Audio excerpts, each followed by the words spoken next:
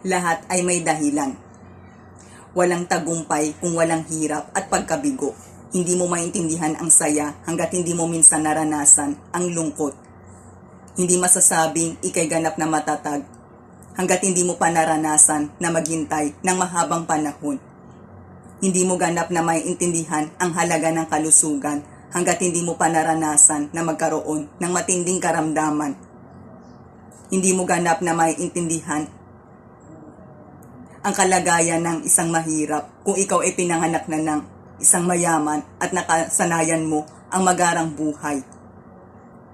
At kung ikaw ay naghirap, doon mo maiintindihan ang kalagayan ng mga mahihirap.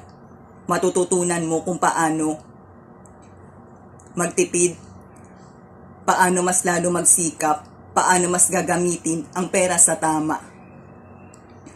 Hindi masusubok ang kabutihan ng iyong puso hanggat hindi ka pa pinaramdam minsan ng kasamaan. Hindi masasabing ikay may pag-ibig hanggat hindi mo pa naranasan na magtiis at magparaya.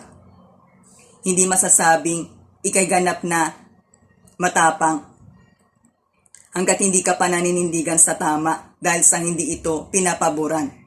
At higit sa lahat, hindi ka matututo ng husto sa buhay hanggat hindi mo pa naranasan na magkamali. Ang lahat ng bagay ay meron dahilan. Meron itong mabuting layunin. Meron itong mahalagang itinuturo. Ito'y para sa ating ikalalago, ikatitibay at ikatututo.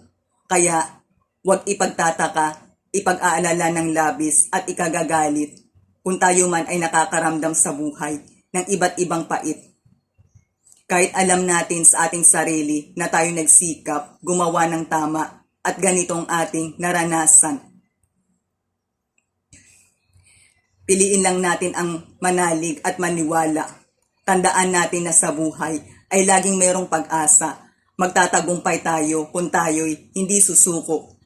Kung tayo man ay nakagawa ng malaking pagkakamali, tanggapin ang parusa. Mas isipin ang mahalagang leksyon.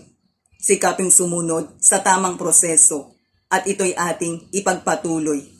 At makikita natin na sa bandang huli ay gaganda pa rin ang ating buhay at tayo'y magtatagumpay pa rin.